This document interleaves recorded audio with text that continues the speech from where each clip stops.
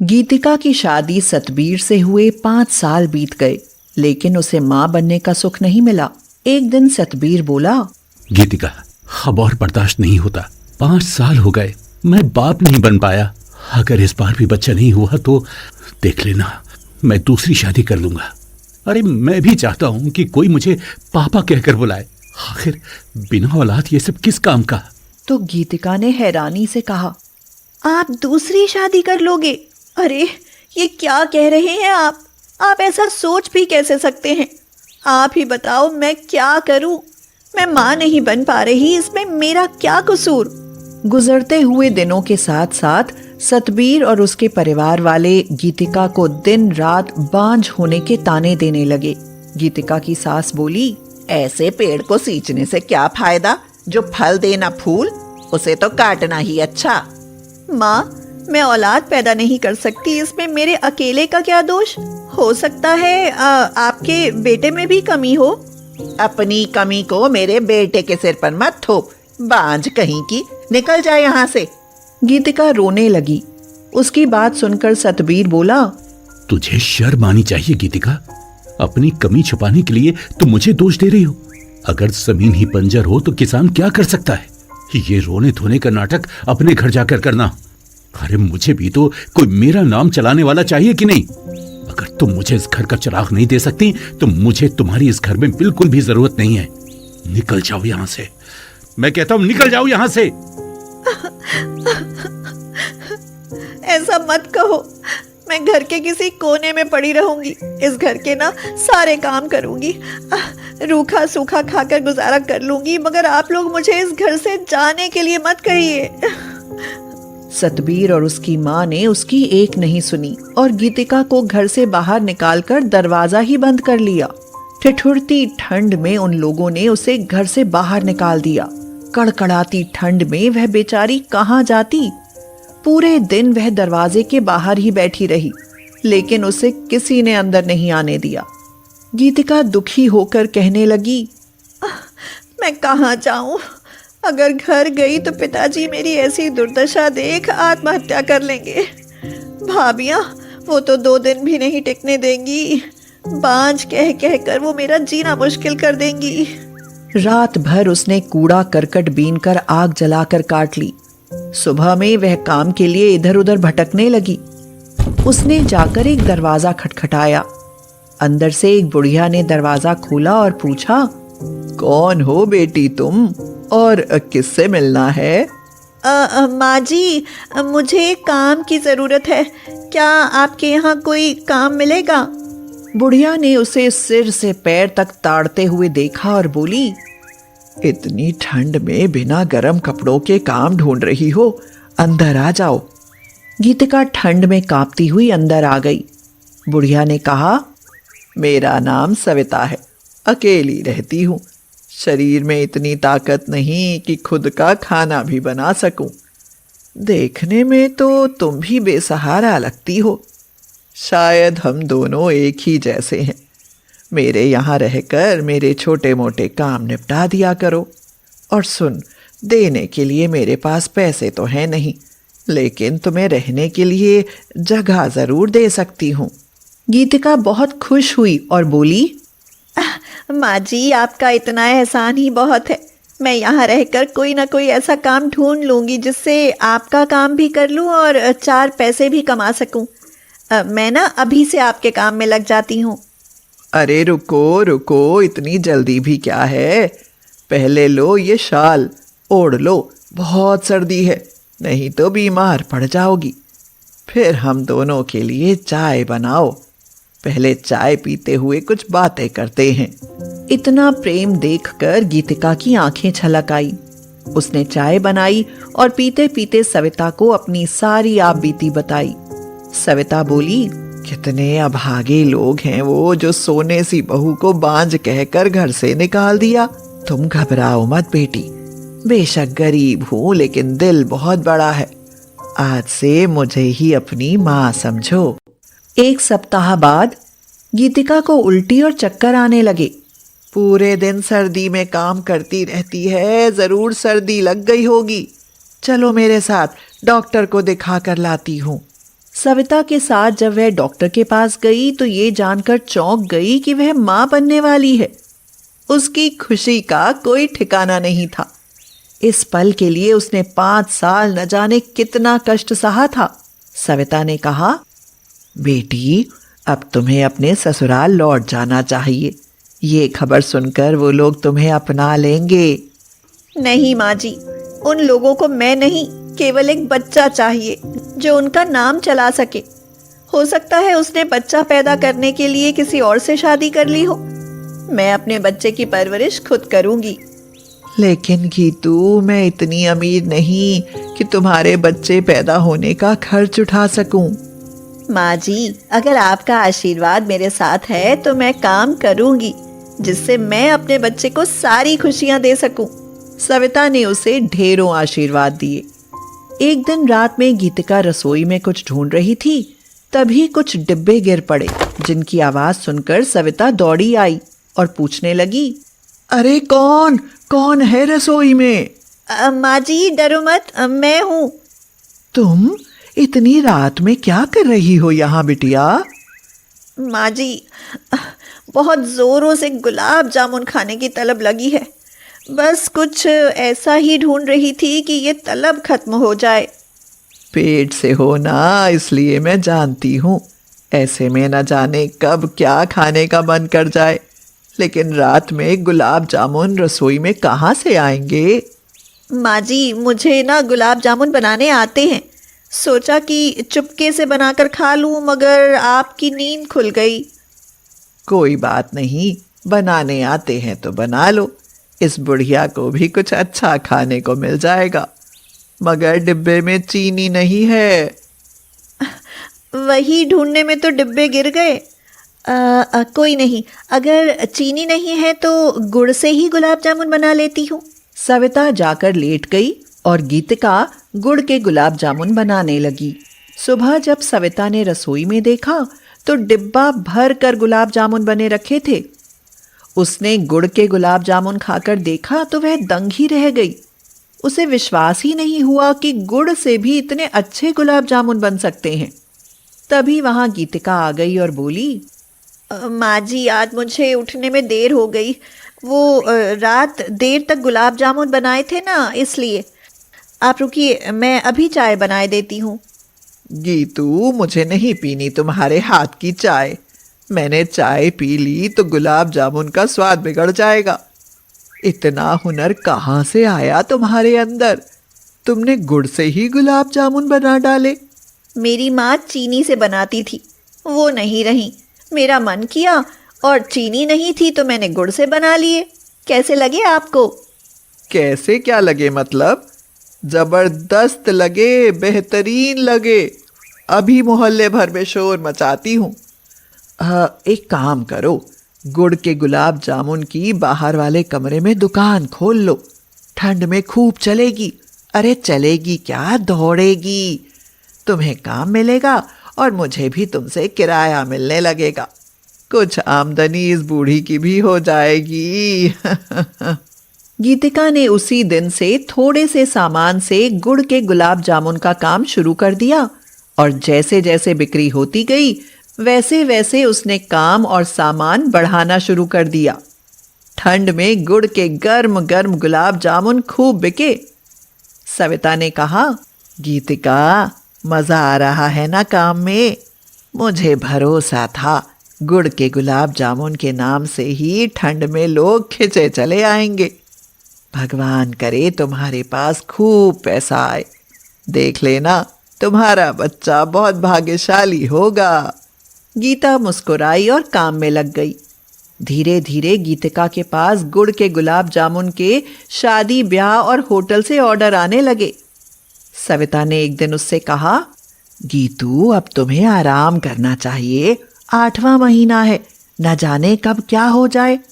अब तुम्हें काम के लिए कुछ लड़कों को रख लेना चाहिए। माँ जी, अगर आप नहीं होती तो मैं कुछ नहीं कर पाती। ये जो भी है ना, सब आपकी वजह से है। आप मेरी माँ से बढ़कर हो। सविता ने उसे गले से लगा लिया। 1 महीने बाद गीतिका ने जुड़वा बेटों को जन्म दिया।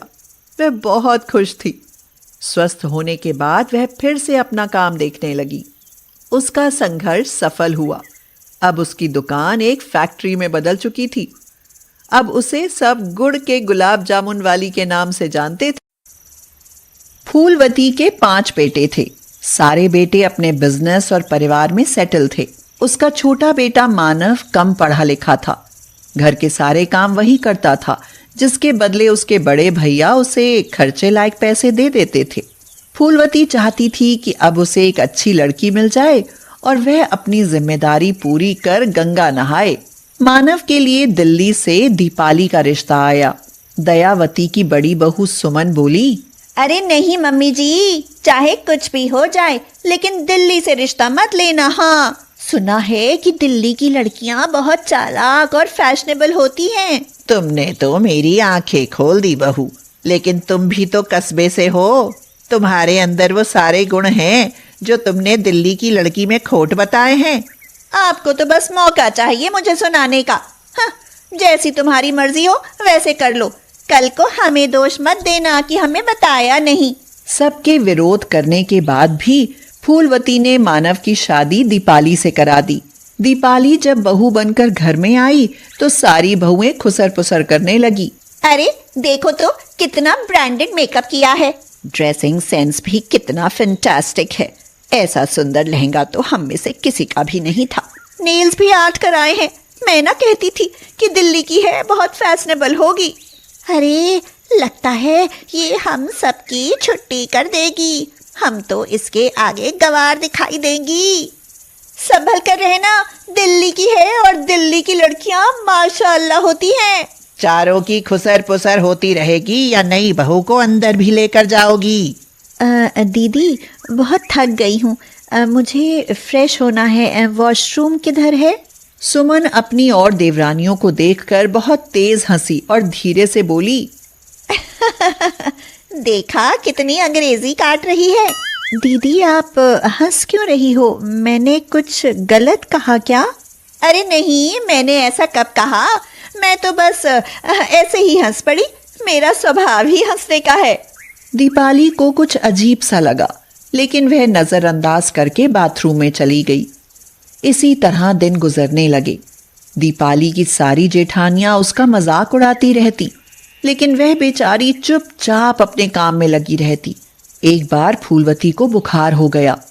कई दिनों तक भी उसका बुखार नहीं उतरा। माँ जी क्या करूं? आपका बुखार तो उतरने का नाम ही नहीं ले रहा। चलो आपको हॉस्पिटल लेकर चलती हूँ। बहू, तुम मेरी कितनी चिंता करती हो। एक वो चारों हैं जो कभी हाल तक भी नहीं पूछती। तुम मेरा कितना ख्याल रखती हो। कोई बात नहीं माँ जी, अब तक वही चारों आपका ख्याल रखती आई हैं। अब उन्हें आराम करने दे और मुझे सेवा करने का मौका दें। ख्याल और उन्होंने, उल्टे मुझे ही उनके 10 काम करने पड़ते हैं। भगवान उन चारों जैसी बहू किसी को ना दे। उनकी बातें सुमन ने सुन ली। वह बोली, हाँ हाँ, अब तो इस दिल्ली वाली के सामने तुम्हें कोई अच्छा नहीं लगता। मैं तो पहले ही कहती थी कि ये दिल्ली वाली बड़ी चतुर होती है। एक दिन अकल ठिकाने न लगा दे तो कहना।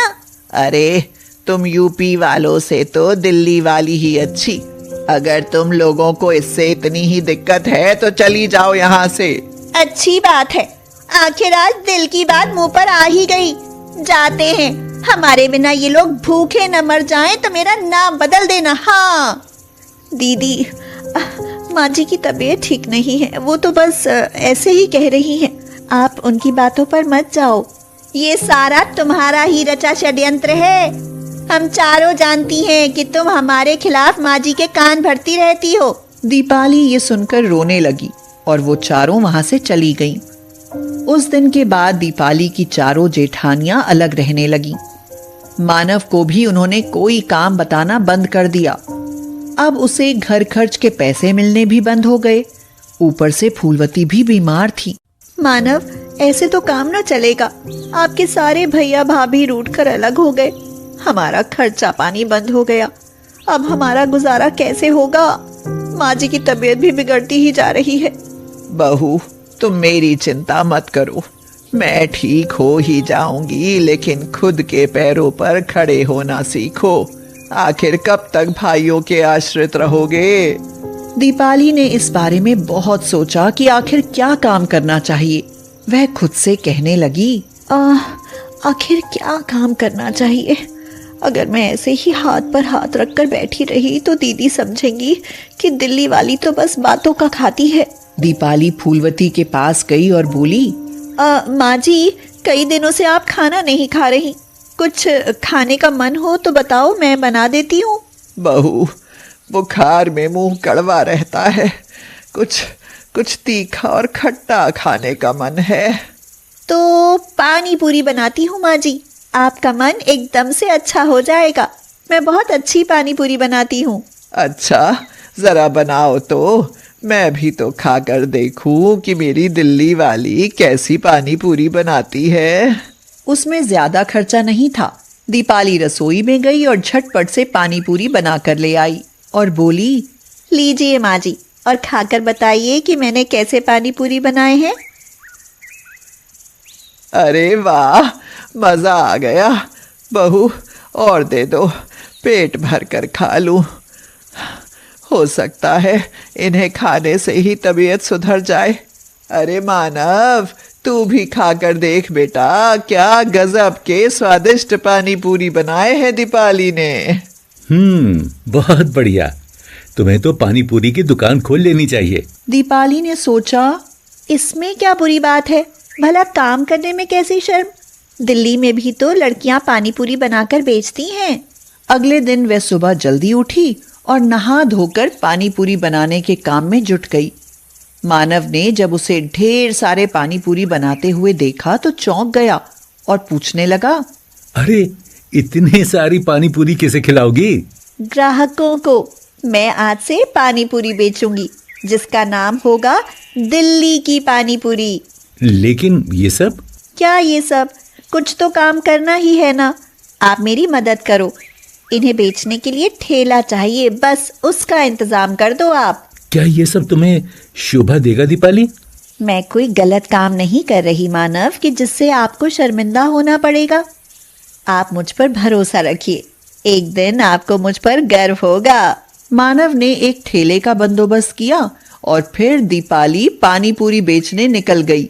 आइए, पानी पूरी खाइए। देखिए, दिल्ली खुद चलकर आपके लिए पानी पूरी लाई है। अरे वाह, वैसे भी दिल्ली की पानी पूरी का बहुत नाम सुना है। आज खाने को भी मिलेंगे। देखते हैं कैसी है दिल्ली की पानी पूरी। अब बहन जी जरा खिलाइए तो। जरूर भैया, देखिए पूरे 7 तरह का पानी है जो पेट भी साफ रखेगा और बीमारियों से भी दूर रखेगा आपको। लोगों ने दीपाली के पानी पूरी खाए और बहुत तारीफ करी। ऐसी पानी पूरी तो उन्होंने आज से पहले कभी नहीं खाई थी। अरे, कहाँ जा रहे हो? अगर उधर जा रहे हो तो दिल्ली की पानी पूरी खाए बगैर वापस मत लौटना, वरना पछताते रहोगे।